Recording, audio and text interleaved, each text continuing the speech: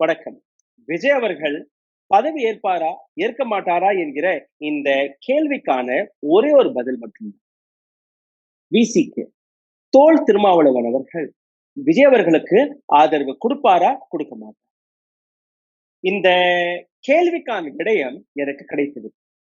இன்று மாலை 4 மணி அளவில் தோல் திருமாவளவன் அவர்கள் ஒரு பிரஸ் மீட்டை வைத்து விஜய்க்கு கொடுக்க வேண்டிய ஆதரவை பற்றின ஒரு தகவலை கொடுக்க போகிறார். ஆனால் இதற்கு முன்னாடி என்ன நடந்தது? 2 நாட்களாக ஏராளமான பிரஷர், ஏராளமான கூட்டணி பேச்சுவார்த்தைகள். ஒரு பக்கம் MK ஸ்டாலின் என்டி, இன்னொரு பக்கம் ராகுல் காந்தி, மல்லிகார்ஜுன் கர்கே என்டி. நேற்று முன்தினம் 7ஆம் தேதி MK ஸ்டாலின் அவர்களுடைய வீட்டில் ஒரு மிக முக்கியமான மீட்டிங் இடம்பெற்றது. DK-வை சார்ந்த வீராசாமி அவர்கள், MK ஸ்டாலின், உதயநிதி ஸ்டாலின், கனிமொழி அவர்கள் மற்றும் சபரீசன். இந்த 5 நபர்களுடைய மீட்டிங் தோல் திருமாவளவன் அவர்கள், CPI மற்றும் CPM இந்த 3 நபர்களை கூப்பிட்டு வைத்து பேச்சுவார்த்தை நடத்தினார். மீதம் இருக்கக்கூடிய யாருமே பேசவில்லை, வெறும் வீராசாமி அவர்கள் பேசியிருக்கிறார். நாங்க ஒரு ஆலோசனையை அதற்காக தான் கூட்டிருக்கிறோம். இந்த விஜயுடன் போவதெல்லாம் சரிப்பட்டு வராது. எடப்பாடி பழனிசாமி அவர்களே சீஃப் மினிஸ்டராக இருந்துட்டு போறார், அவருக்கு நாங்க பேக் சைட்ல இருந்து ஆதரவு கொடுப்போம். நீங்க நேரடியாக ஆட்சியை பிடித்து விடுங்கள். உங்களுக்கு தேவையான நீங்க கேட்கக்கூடிய இந்த டிப்யூட்டி சீஃப் மினிஸ்டர் பதவியாக இருக்கட்டும், அல்ல மற்ற அமைச்சரகத்திலும் உங்களுக்கு மிக முக்கியமான பொறுப்புகளை கொடுக்க சொல்லுகிறோம். அதற்கான ஈக்குவேஷன் இதுதான் அங்க லாபி பேசப்பட்டது. இந்த வீடியோவில் உங்களை இன்னும் ஆழமாக கொடுப்பதற்கு முன்பு ஒரு சிறிய கோரிக்கை. எங்களுடைய சேனலை தொடர்ந்து முடக்கக்கூடிய வேலையை பார்த்து வருகிறார்கள். இதிலிருந்து மீட்டெடுப்பதற்காக உங்களுடைய உதவி தேவைப்படுகிறது. நீங்க செய்ய வேண்டிய சாதாரணமான ஒரு சில விஷயங்கள்: லைக், ஷேர், சப்ஸ்கிரைப் பட்டனை தட்டுங்கள். இந்த வீடியோவை பகிர்வதற்காக உங்களுடைய கேள்விகளை, கருத்துக்களை கீழே கமெண்ட் பாக்ஸில் எழுதுகிறோம். இதை தாண்டி பொருளாதார ரீதியாக எங்களை சப்போர்ட் செய்ய நினைக்கக்கூடிய நபர்கள் அருகில் இருக்கக்கூடிய QR கோடை பயன்படுத்தி உங்களால் முடிந்த உதவியை நீங்க தெரிவிக்கலாம். உடல் வலிமையை உறுதி செய்யும் சிலாஜித், கவனத்தை மேம்படுத்தும் அஸ்வகந்தா மற்றும் உயிர் சக்தியை பெருக செய்யும் சஃபேடு முஸ்லி போன்ற இமயமலையின் உணவுப் பொருட்களை கொண்டு வந்து மிஸ்டர் பர்ஃபெக்ட் உருவாக்கப்பட்டுள்ளது. உங்கள் முழு குடும்பத்தின் ஆரோக்கியத்தை மா நேச்சுரல்ஸ் மூலம் உறுதி செய்திருங்கள். 100% இயற்கையான மூலிகை பொருட்கள் மூலம் உருவாக்கப்பட்ட மிஸ்டர் பர்ஃபெக்ட் மற்றும் மிஸ் பர்ஃபெக்ட் தலைமுறையாக குடும்பங்களின் உடல் வலிமை, மன வலிமை மற்றும் மகிழ்ச்சியை பெருக செய்கிறது. உங்கள் மகிழ்ச்சியான பயணத்தை துவங்க www.manaturals.com என்ற இணையதளத்தை பார்வையிடவும் அல்லது வாட்ஸ்அப் எண்ணிலும் தொடர்பு கொள்ளலாம்.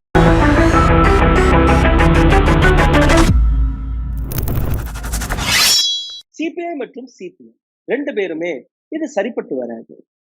இவர்களுக்கு எதிராக தானே நாம் போட்டியில் கலந்து கொண்டோம், அதனால் இதுல எங்களுக்கு ஒப்புதல் இல்லை. இன்னொரு பக்கம் VCK தலைமையில் ஒரு மிகப்பெரிய ஆலோசனை நேற்றிலிருந்து நடந்தது. நேற்று ஈவினிங் வரும். வெளிப்படையாக விஜய் அவர்களுக்கு நாங்கள் ஆதரவு கொடுத்து விட்டால் என்று கூறினால் கூட, தோல் திருமாவளவன் அவர்கள், அவருடைய கட்சியை சார்ந்த ஒரு சில நபர்கள், அவர்களுக்கு இதுல எந்த விதமான சம்மதமும் கிடையாது. நேரடியாக அவர்கள் நாங்க ஆலோசித்து சொல்லிக்கிறோம் என்ற அந்த விஷயத்தில் வந்து விட்டார்கள். நேற்றிலிருந்து நீங்க பார்த்தீர்கள்ல, பல்வேறு சர்ச்சைகள் நடந்தது.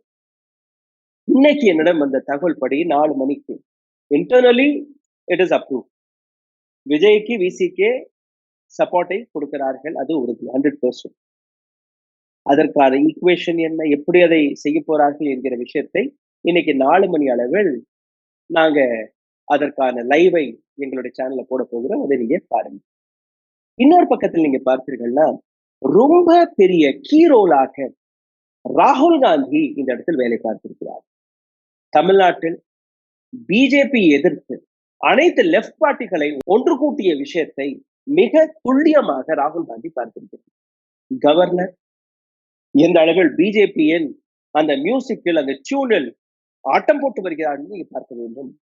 நேற்று CPI, CPM மற்றும் காங்கிரஸ் உடைய அந்த சப்போர்ட்டுக்கு பின்பு இந்த மாதிரி 117 MLA-க்கள் எங்களிடம் இருக்கிறார்கள். டெக்னிக்கலா பார்த்தால் 118 அவர்களிடம் இருக்கிறார்கள். ஆனால் விஜய் அவர்கள் 2 இடத்துல போட்டியிட்டு வெற்றி பெற்ற காரணத்தினால் இதை 117 மட்டும்தான் பார்க்கிறார்கள். 108 அது 107 கணக்கு போடப்படுகிறது. அதுல இருந்து ஒரு 5 MLA-க்கள் காங்கிரசின் MLA-க்கள், 2 CPI, 2 CPM, 2 VCK இப்ப 4 மணிக்கு அந்த ஒப்புதலை கொடுத்து விடுவார்கள், கடிதத்தை கொடுத்து விடுவார்கள்.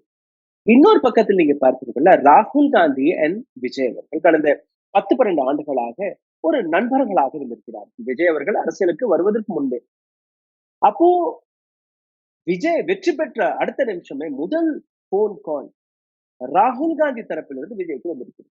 இதை தாண்டி மல்லிகார்ஜுன் கர்கேவை வைத்து ராகுல் காந்தி போட்ட பிளான் பி நரேந்திர மோடி அமித்ஷாவுடைய திட்டத்திற்கு எதிராக வேலை பார்த்தது. இந்த மைக்ரோ மேனேஜ்மெண்ட் எந்த அளவில் நடந்தது நீங்க பார்த்தீர்கள். இன்னைக்கு சாணக்கியர் ஃபெயில் ஆகிவிட்டார், அதாவது அமித்ஷா ஃபெயில் ஆகிவிட்டார். என்ன நடந்தது? சிபிஐ, சிபிஎம் மற்றும் பிசிகேவுடன் மிக ஆழமாக பேச்சுவார்த்தை நடத்திய நபர் யார் என்றால் இது ராகுல் Gandhi MP. 107 Vijay, 5 Congress, 2 CBI, 2 CPM, 2 VCK, ஆக மொத்தம் 119. இந்த ஈக்குவேஷனுக்காக வேலை பார்த்து வந்தார்கள். அந்த ஈக்குவேஷன் இப்ப நீங்க இன்னைக்கு 4 மணிக்கு பார்க்க போறீர்கள். அப்போ நிச்சயமாக ஒரு மிக பெரிய அளவில் விஜய்க்கு கிட்டத்தட்ட 80% யூத் இளைஞர்கள் ஆதரவு கொடுத்து வந்தார்கள். அந்த நேபாள் போன்ற சிச்சுவேஷன் மாறக்கூடாது என்கிற விஷயத்தை மையப்படுத்தியும் பல்வேறு நபர்கள் சிந்தித்தார்கள் மத்தியில் இருக்கக்கூடிய. ஏன்னா இப்போ விஜய்க்கு அந்த ஆதரவை கொடுத்த இளைஞர்கள் எல்லாருமே ரோட்டில் இறங்கி போராட்டத்தில் இறங்கி விட்டால், நேற்றெல்லாம் நீங்க பார்த்தீர்கள் கவர்னர் மாளிகைக்கு வெளியில எந்த அளவில் போராட்டங்கள் நடந்தது. ஆங்காங்கே பல்வேறு இடங்களில் விஜய்க்கு ஆதரவாக போராடினார்கள். இந்த சிச்சுவேஷனையும் பல்வேறு எக்ஸ்பர்ட்ஸ்கள் எடுத்து வைத்தார்கள். நேபாள் போன்ற சிச்சுவேஷன் இங்கே வந்துவிடக்கூடாது. ஏற்கனவே வெஸ்ட் பெங்கால் கொழுந்துவிட்டு எரிந்து கொண்டிருக்கிறது. தமிழ்நாட்டில் அந்த வாரியான பிரச்சனை எல்லாம் கிடையாது. நிச்சயமாக தமிழ்நாட்டில் இருக்கக்கூடிய தொண்டர்கள் எந்த கட்சியை சார்ந்த தொண்டர்களாக இருக்கட்டும் யாருமே இந்த மாதிரி வன்முறையை கையாண்டது இல்லை, அது நிச்சயம். ஆனால் ஜென்சி அவர்களை ஏமாற்றி அவர்களை எதிர்த்து உங்களால் களத்தில் நிற்க முடியாது. இதை நேற்று எம்.கே. ஸ்டாலின் அவர்கள் புரிந்து கொண்டார். அவர் கொடுத்த ஒரு ஸ்டேட்மெண்ட், அதை நான் பாராட்டுகிறேன், வரவேற்கிறேன். விஜய் அவர்கள் ஒரு புதிய அரசியல்வாதி. அவருக்கு ஆட்சியில் வந்து ஒரு 6 மாதங்கள் குறைந்தபட்சம் பிடிக்கும். அந்த 6 மாதங்கள் வரை நான் அவரை விமர்சிக்க மாட்டேன், அவரை பற்றி ஒரு வார்த்தை கூட பேச மாட்டோம். இன்னும் சொல்ல போனால் DMK will support Vijay for the first 6 months, which is something very very beautiful. ஒரு 180 நாட்களுக்கு ஒரு அரசியல் கட்சி எதிர்கட்சி ஆதரவு கொடுப்பதாக இருந்தாலே அது மிகப்பெரிய விஷயம். அப்போ அதை எம்.கே. ஸ்டாலின் அவர்கள் எடுத்து வைத்திருக்கிறார். இந்த பக்கம் எடப்பாடி பழனிசாமி தெளிவு செய்திருக்கிறார், நாங்க டிவிகேவிற்கு சப்போர்ட் கொடுக்க மாட்டோம், we will not support TVK. தெளிவான ஒரு சோ ஒவ்வொன்றாக நீங்க பார்த்தீர்கள்னா எந்த அளவில் ஹை கரண்ட் டிராமாவை 2 நாட்களாக நீங்க பார்த்து வந்தீர்களோ அந்த டிராமாவிற்கு ஒரு முற்றுப்புள்ளி வைத்திருக்கிறது.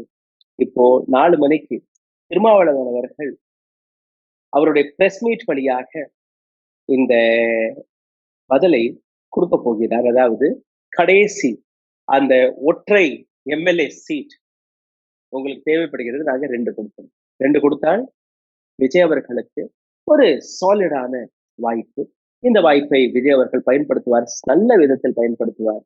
மக்களுக்கு எந்த மக்கள் அவரை நம்பி ஓட்டு போட்டார்களோ, ஓட்டு போடாத நபர்களுக்கும் ஒரு நல்ல ஆட்சி கொடுப்பார் என்கிற ஒரு வாழ்த்துக்களுடன் இந்த பதவி பிரமாணம் ஏற்றிருக்கோம்.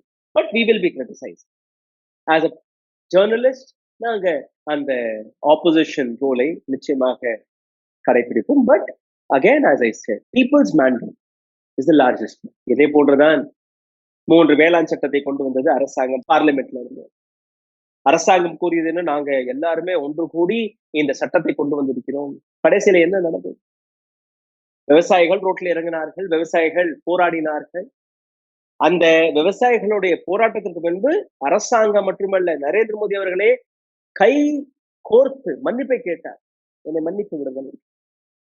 அப்போ மக்களுடைய மேண்டேட்டிற்கு மேல் வேறு யாருடைய மேண்டேட்டும் கிடையாது. இதை நாம் அனைவருமே ஏற்றுக்கொண்டு விஜய் அவர்களுக்கு வரக்கூடிய இந்த பதவி பிரமாணம், அதற்கு மேல் அவர் ஒரு நல்ல ஆட்சியை அமைப்பதற்கான ஒரு வாழ்த்துக்களை கூறி, அதே இடத்தில் நாங்களும் ஒரு கிரிட்டிசிசம் மோட்ல எப்பவுமே இருப்போம். விஜய் அவர்களுக்கு ஒரு கண்ணாடியை காட்டிட்டே இருப்போம். இது நீங்க தவறா செய்யறீங்க, இது நீங்க சரியா செய்யறீங்க. தவறா செய்தால் தவறை தவறாக காட்டணும், சரியாக செய்தால் சரியை சரியாக காட்டுவோம். இதுல நாங்க உறுதியாக இருக்கும். அதே again we will also give for 6 months to Vijay. Let him perform. Let him do some good work. And maybe if he do good work, we will also support him further. But as of now, there is a good news for Vijay that he is going to form the government with the support of Congress, with 5 MLAs, CPI, 2 MLAs, CPM, 2 MLAs, VCK, 2 MLAs. விஜயிடம் இருக்கக்கூடிய 107 எம்எல்ஏக்கள், இந்த புறம் 11 எம்எல்ஏக்கள், ரெண்டுமே சேர்த்தால் he is beautifully making the government.